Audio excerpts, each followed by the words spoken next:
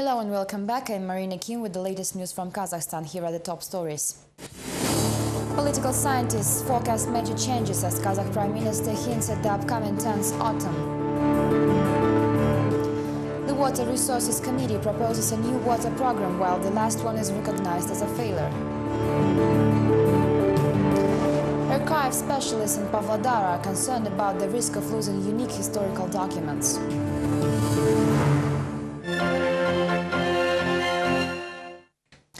Political scientists are forecasting some drastic changes in Kazakhstan this coming autumn. They suggest that changes will seriously affect the political force alignment in the country.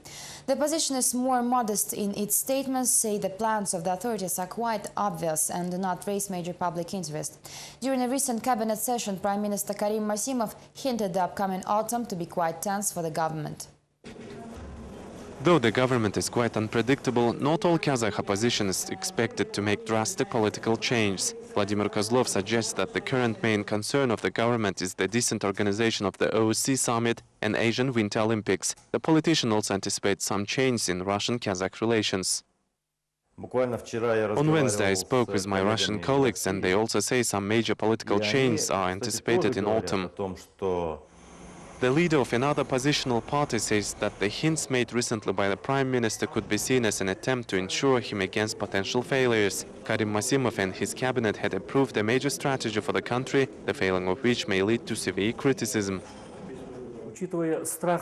When the officials state that the prices for domestic raw materials will drop abroad, it's perceived as a hint that the economy will experience certain problems. This just looks like a preventive measure, like they warn us ahead about a possible failure.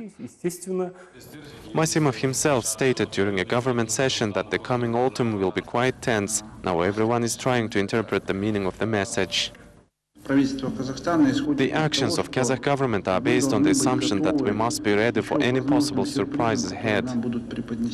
Experts have several ideas about this matter. The limit of people's confidence in the current cabinet is exhausted, says political scientist Osim Satbayev. That's why the tense autumn could be referring to the Prime Minister's resignation or early parliamentary elections. The elections, though, could be next year. This will leave a lot of time and space for political experts in Astana to prepare for the event. Some of the experts have already forecasted certain changes in the parliament later this year. In the end, the upcoming tense autumn may cause the reshuffling of government officials, the resignation of the Prime Minister, and possible changes in the parliament. The most controversial statements, however, will be likely sounded during the OSCE summit. The UN General Assembly has a resolution which specifies the rights of a person for drinking water and sanitation. Meanwhile, during the Thursday's government session in Astana, the drinking water program was reported as failed. Basically, this means that the money allocated for the project was pocketed, while many rural areas still lacked access to drinking water. The leader of the Kazakh Water Resource Committee admitted on Thursday that the drinking water state program has failed and around $2 billion of budget money is gone. The committee representatives could not clearly state where the money went and blamed everything on the negligence of the local authorities. Now officials will be allocated an additional $612 million, although no one can guarantee the purposeful usage of this new amount. The major part of the money will be transferred to the local administrative bodies. Each region receives from $3 to $10 million according to the budget program. No money will go through the committee. Within each region there might be underused funds due to the presence of fraudulent construction companies, but otherwise we verify the budget annually. Meanwhile, the government had already approved a new program, the Drinking Water 2010-2020, which will be launched in September. I believe the drinking water program, along with the housing and utility program, includes all the experience accumulated during the roadmap project. Thus, the co-financing from the local budgets will be necessary. At the same time, the overhyped drinking water program is already quite controversial. The ex-chairman of the Water Resource Committee, Anatoly Ryabtsev, has suffered from its effect personally. He was sentenced to 4 years for pocketing $160,000 allocated for the renovation and modernization of rural water ducts. The former official had even attempted to bribe the National Security Committee investigators with $400,000 during the pre-trial period. Kazakhstan is located in the zone of insufficient humidity, and the country always faces the deficit of drinking water. Each year the state allocates enormous amounts of money to solve the issue. However, it mysteriously disappears somewhere along the way. In Semei's suburbs, people desperate for the uninterrupted water access are ready to block the city highway. Residents of the Vostochny neighborhood, located on the outskirts of the provincial city, live without proper civilized infrastructure.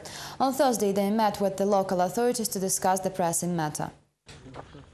Residents of Semei suburbs intend to block the country's strategic highway. The Vostochny neighborhood still has no civilized infrastructure, complete with the lack of water supply system and poorly maintained roads. Since there is no kindergarten, local children have to go all the way to downtown every day. To prevent mass protest actions, the local administration quickly reacted to the residents' rally and allocated them a conference hall of the local school to sound off. The hall, however, could only house 150 people, while the number of displeased residents is 100 times more. The authorities simply want to calm down the situation and prevent people from organizing strikes and blocking highways. Officials do everything just for the show. The downtown is in perfect condition, while the situation in suburbs only worsened. Lyudmila Akhtyamova is forced to walk a total of 6 kilometers every day to bring water in buckets for the irrigation of her backyard. We demand to install extra water pipes, but nothing happens. During the summer we get water with frequent interruptions, while last winter all water pumps froze over. It really complicated our lives. Local officials have patiently listened to the claims of the crowd, nodding as they agreed with what they heard. They, however, admit that it's impossible to solve all these problems as the city budget has no funds for the municipal improvement. Unfortunately, we receive many similar complaints these days due to the lack of finances and other resources, as well as some negligence of the utility service staff. Residents dispersed upon listening to the promises of officials, but said that in case the authorities will fail to improve the infrastructure, they will block the city highway. As proven in practice, this has become the most effective way to solve the problem in eastern Kazakhstan. In the meantime, the Kazalagash village in the Almaty region has been fully restored half a year after it was almost completely destroyed by a devastating flood caused by the break of the local dam. The uninterrupted construction works are finally over, with 460 new houses built and 30 others fully renovated. Residents of the Kazalagash village didn't expect a disaster when 40 million cubic meters of freezing water broke the local dam and washed away almost everything on its way, killing 44 people. However, nothing reminds of the tragedy now. The civic center, village administration building and mosque had been rebuilt and renovated. Residents are accommodating the new cottages. The settlement has a new infrastructure as well, including the water pipe system, roads, street lighting and even telecommunications, complete with the internet access. The authorities have spent about $3.5 million for the renovation of the local school, ambulance station, kindergarten and 12 communal flats. I can never forget the initial days of the tragedy. Back then I wasn't sure if we could complete the restoration works, but we did it only thanks to the efforts of our residents, government and personal control of the president.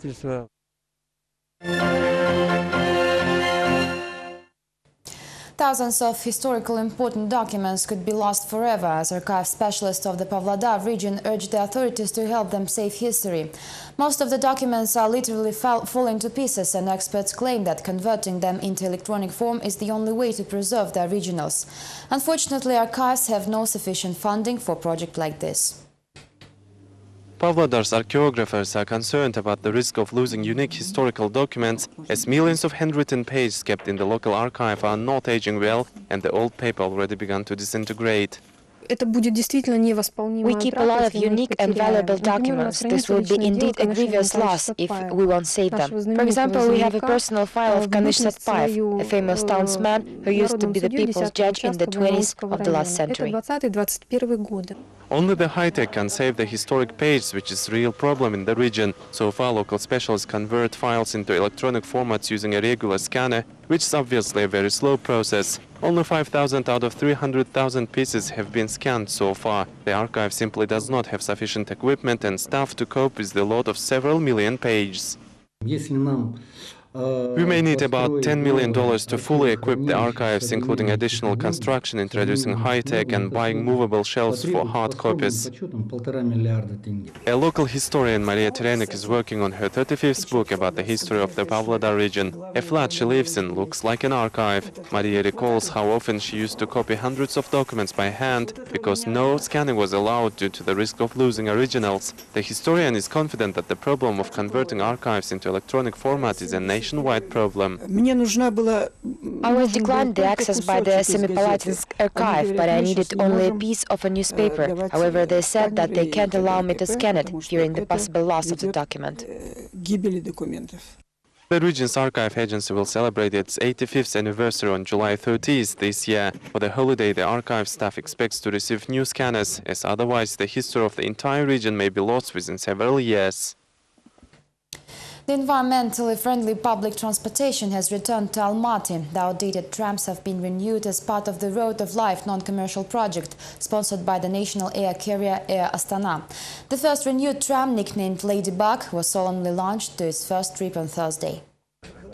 The environmentally friendly transport found its second life in Almaty. The Road of Life non-commercial project implies renewing the outdated tram fleet. The first vehicle, nicknamed Ladybird, meant to remind people of their childhood, was released to its first route in Almaty on Thursday. The problems, though, began immediately upon the launch. The tram failed to start up after cutting the ribbon because of the outdated equipment, say specialists. At the same time, the management of the tramway depot, Air Astana, had spent about $1.5 million for the very equipment used in these trams. While the experienced technicians were fixing the tram for 40 minutes, the initiative group Victory decided to entertain journalists.